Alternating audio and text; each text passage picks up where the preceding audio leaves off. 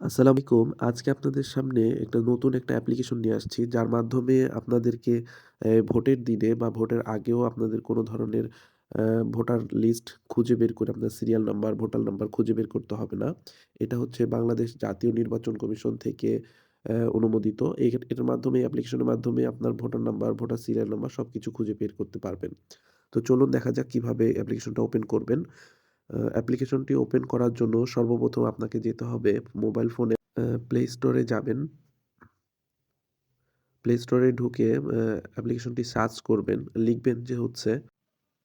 লিখবেন smart election management BD. আমি আবারও বলছি, smart election management BD. Search করলেই নতুন একটা ইন্টারফেস দেখতে পাবেন। এই লোগোটি অবশ্যই মনে রাখবেন।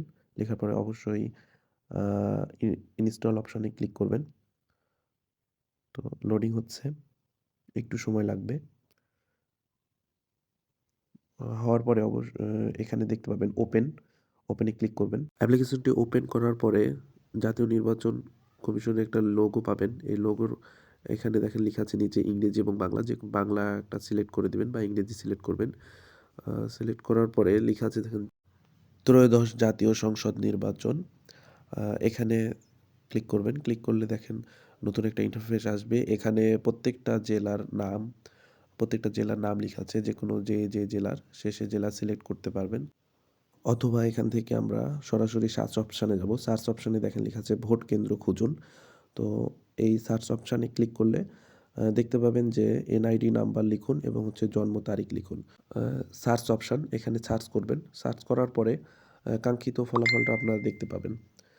দেখেন এখানে উপরে লেখা আছে ভোটার ভোটার নাম্বার।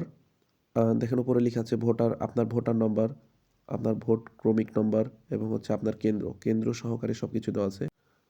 এছাড়াও আপনি দিক নির্দেশনা থেকে আপনার কাঙ্ক্ষিত ভোট কেন্দ্রটি দেখতে পারবেন ছবিসহ, যে আপনার ভোট কেন্দ্রটা কোথায় পড়ছে। তো অবশ্যই লোকেশনটা অন করে নেবেন। লোকেশন অন করার পরে আপনার যেখানে অবস্থান করছেন সেখান থেকে আপনার ভোট কেন্দ্রটি কত দূরে সে অবস্থানটা আপনি দেখতে পারবেন এবং কত মিনিট সময় লাগবে আপনার যাইতে।